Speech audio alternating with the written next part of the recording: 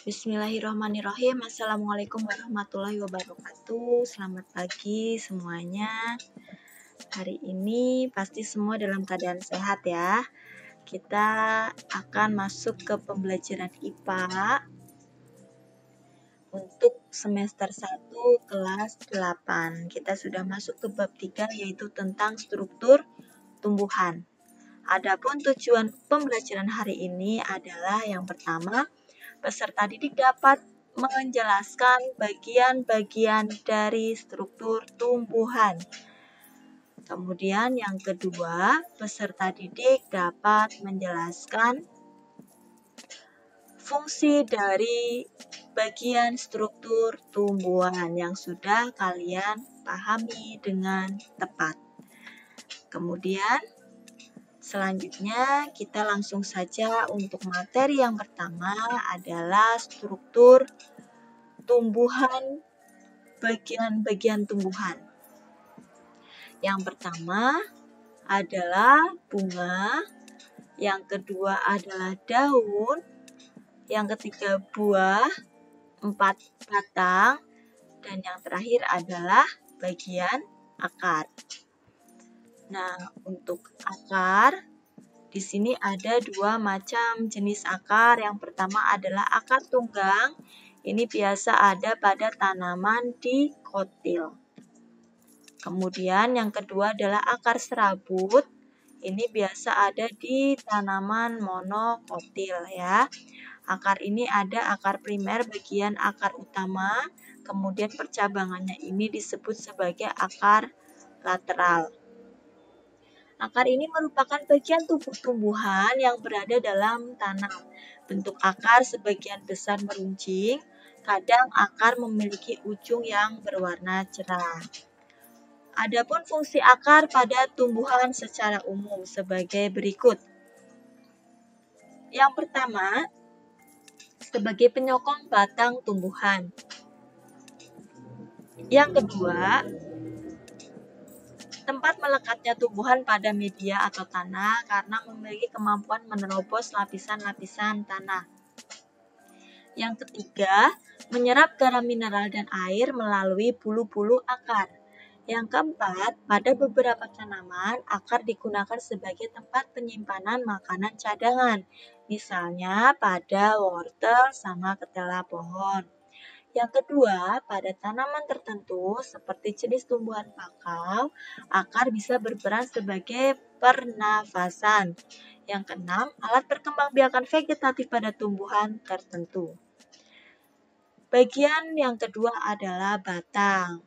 Bagian batang monokotil dan dikotil juga berbeda. Ya, monokotil ini tidak memiliki kambium, kemudian tidak bercabang. Kemudian kalau dikotil, ini memiliki percabangan yang banyak. Kemudian batangnya bisa membesar karena dia memiliki kambium. Adapun fungsi batang diantaranya adalah 1. Untuk mendukung bagian-bagian tumbuhan lain seperti daun, bunga, dan buah. Yang kedua, sebagai jalur transportasi air dan zat makanan hasil fotosintesis. Yang ketiga, membantu proses pernafasan karena oksigen dapat masuk ke lentisel. Yang keempat, sebagai tempat melekatnya bagian tumbuhan lain seperti daun, bunga, dan buah. Yang kelima, sebagai penopang atau penyokong sehingga tumbuhan tetap berdiri dengan tegak.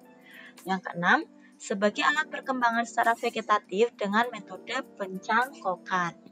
Yang ketujuh, sebagai tempat penyimpanan cadangan makanan misalnya sagu.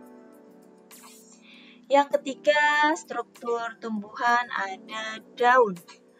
Daun ini bentuknya juga bermacam-macam.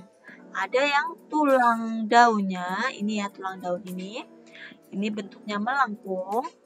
Ada yang menjari tulang daunnya, ini ya, menjari seperti jarinya manusia. Yang ketiga ada sejajar, ini tulang daunnya berjejeran, ini biasanya ada pada tumbuhan jagung. Kemudian ada yang menyirip, tulang daunnya menyirip seperti sirip ikan. Ini biasanya ada pada pohon mangga, kemudian pohon nangka ya. Nah, ini juga bisa membedakan, bentuk-bentuk ini membedakan tumbuhan antara tumbuhan dikotil sama monokotil. Biasanya kalau monokotil ini bentuknya melengkung dan sejajar, kalau dikotil ini yang bentuknya menjadi dan menyirip. Fungsi daun di sini adalah untuk pengambilan zat-zat makanan. Kemudian yang kedua adalah pengolahan zat-zat makanan. Yang ketiga adalah penguapan. Yang keempat adalah pernafasan, alat reproduksi vegetatif, tempat terjadinya proses fotosintesis, dan tempat terjadinya gutasi. Yang keempat, bunga.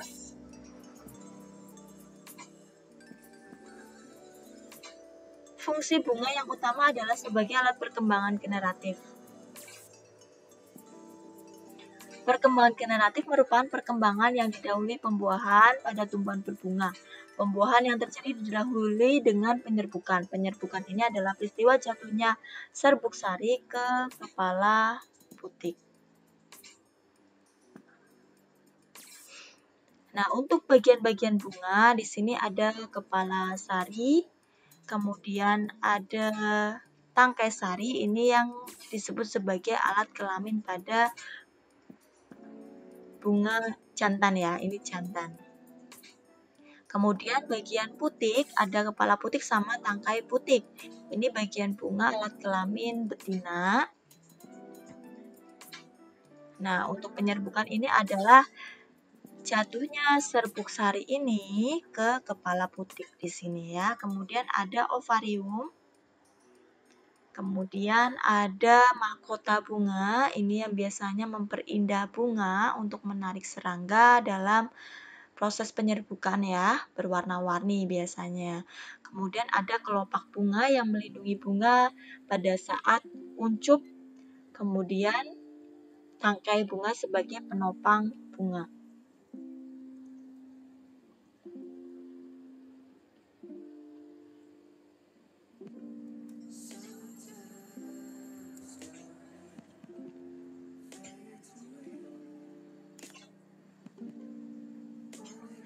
Bunga. Berdasarkan kelengkapan bagian bunga, yaitu perhiasan bunga dan alat kelamin bunga dibedakan menjadi bunga lengkap. Bunga lengkap itu yang susunannya lengkap dari perhiasan bunganya atau mahkotanya dan alat kelamin bunganya. Ya, tadi itu termasuk yang ada di gambar sebelumnya, itu termasuk bunga lengkap.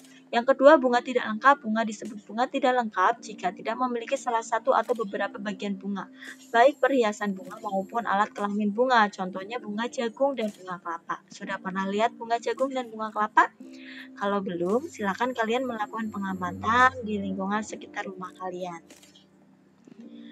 Kemudian, berdasarkan kelengkapan alat kelaminnya, bunga dibedakan menjadi dua, yaitu bunga sempurna alat kelamin putik dan benang sari lengkap dalam satu tumbuhan. Yang kedua, bunga tidak sempurna. Bunga disebut bunga tidak sempurna jika hanya mempunyai satu macam alat kelamin, yaitu benang sari saja atau hanya putik saja. Nah, fungsi bagian-bagian bunga, tadi ada tangkai bunga ya, sebagai penopang dan penghubung antara tangkai bunga dengan ranting. Kemudian ada dasar bunga sebagai tempat melekatnya mahkota bunga.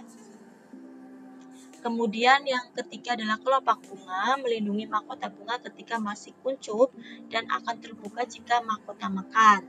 Kelopak bunga ini biasanya berwarna dan bentuknya menyerupai daun.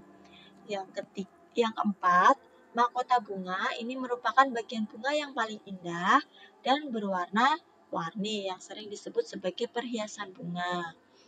Ini biasanya bisa menarik serangga untuk hinggap dan membantu proses penyerbukan. Yang kelima, benang sari merupakan alat kelamin jantan sebagai alat perkembangan biakan bunga yang terdiri dari tangkai sari, kepala sari, dan serbuk sari. Yang keenam adalah putik yang merupakan alat kelamin betina. Ujung putik disebut kepala putik, bagian putik yang panjang disebut tangkai putik, bakal buah terdapat pada bagian bawah putik, bakal biji terdapat di dalam buah yang mempunyai dua inti, yaitu sel telur dan calon lembaga. Nah, sekian untuk pembelajaran IPA hari ini tentang struktur tumbuhan. Silakan dilanjutkan dengan mengikuti tugas berikutnya yang ada di Google Classroom. Jika ada pertanyaan bisa melalui komen di YouTube ini ya, atau melalui WhatsApp group dan Google Classroom. Untuk kurang lebihnya Ibu mohon maaf. Terima kasih. Wassalamualaikum warahmatullahi wabarakatuh.